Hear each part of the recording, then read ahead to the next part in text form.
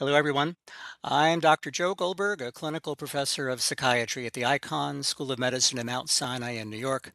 I'm also the deputy editor-in-chief of the Journal of Clinical Psychiatry. I'm here today to talk about a paper that we've published in the Journal of Clinical Psychiatry in the last year on the topic of deprescribing of psychotropic medications. This is part of the American Society of Clinical Psychopharmacology, or ASCP Corner. This is a section of the Journal of Clinical Psychiatry devoted to articles of clinical importance written by often members of the ASCP and other readers of the literature that are interested in psychopharmacology on important topics that are current. So the topic of deprescribing has come up fairly recently in the lay literature as well as the professional literature.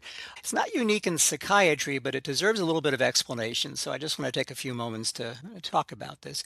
Really is about 25 years ago in the geriatric medicine literature that the first paper came out talking about the notion of identifying medicines in older adult patients that might be inappropriate for one reason or another. Inappropriate to the diagnosis, inappropriate because risks outweighed benefits, inappropriate because the dosing was off, because of a drug interaction, or because of some aspect about the treatment that just wasn't belonging, wasn't quite right. And so all fields of medicine have begun to speak about the notion of assuring that every component of a pharmacology regimen belongs in that regimen, is appropriate to the diagnosis, to the target symptoms, that the treatment's efficacious, that if there are side effects, they're outweighed by benefits, and so on. And so in psychiatry, we've been a little bit slower to talk about this concept of prescribing or curating a regimen. The term also has undergone some controversy, and that's one reason why the title of our ASCP Corner piece was "What is meant by the term deprescribing, and does it belong in our lexicon?" Because in some circles, the interpretation of appropriateness has lent itself to meanings that may not have been intended. Appropriate, again, means that a treatment aligns with the diagnosis and target symptoms that are present, that the dosing is in accordance with the known efficacy of a treatment, that the treatment is itself efficacious. Why would we retain a medicine or any treatment that's not efficacious and not working? That it's being used properly, that its mechanism of action is not duplicating or contradicting the mechanism of another drug that's present, that it's not redundant, that a medicine is purposeful and hasn't outlived its usefulness. Think about all the characteristics of any treatment that you would like to see conform to the needs of a given patient. This is why we really wanted to focus on this notion of definition. In psychiatry, inappropriate has been used in some circles to mean something else. It's been used to mean, well, psychiatric medicines as a class are in some way inappropriate, or that psychotropic medicines more often than not just pose hazards and toxicities or dangers, almost ultimately outweigh benefits. This is where the misuse of the term deprescribing has come into play. And we really don't mean to suggest the idea that deprescribing of inappropriate medicines means that psychiatric medicines as a class are inappropriate, so much as assuring that the presence of any medicine is fulfilling the criteria that I just talked about. Psychiatry is attempting to reclaim the terminology to refer to the instances in which a prescriber and a patient together collaboratively can speak about the extent to which a given treatment fulfills all those elements of appropriateness to diagnosis, efficacious, non-redundant, pharmacodynamically sensible, and that if side effects are present, they're balanced out by benefits, and that side effects are indeed manageable.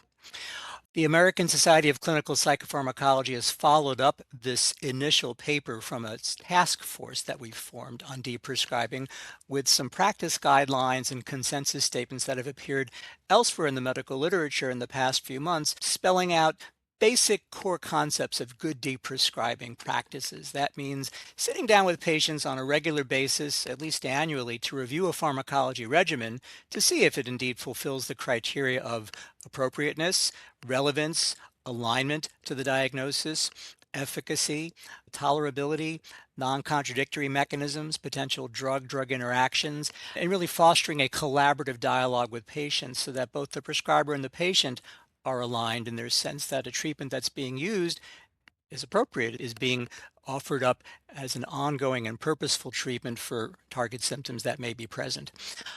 The process of deep prescribing also involves context. It means identifying where patients are at a given point in time and asking patients themselves what their own thoughts and feelings are about stopping a medicine, perhaps replacing a medicine with something more efficacious, considering whether other diagnoses may be present that require their own independent treatments, such as substance use disorders or other psychiatric comorbidities, and really going through a shared decision-making process with a given patient about deciding when and how to continue a medicine purposefully or when to consider pulling back on a medicine.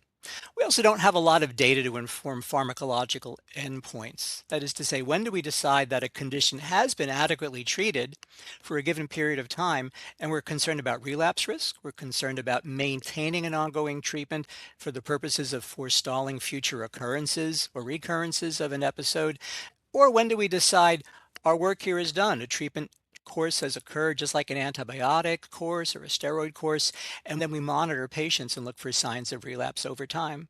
Also thinking about other treatments besides pharmacologies that become appropriate for long-term management of illnesses that might be recurrent, chronic, or intermittent. So really much of these elements play off the therapeutic alliance between a prescriber and a patient, informing this collaborative venture in deciding if, when, and how all the pharmacologies and other treatments being used are appropriately matched to the clinical circumstances, defining endpoints as best we can, often on a one-on-one individualized basis, tracking changes over time, medical comorbidities that might arise, clinical circumstances that might change, issues of adherence. So many factors fall under the heading of deprescribing. It's really far more than just stopping a medicine. It's really curating and overseeing the ongoing proper care of any given patient, something that probably all of us do without necessarily thinking about it.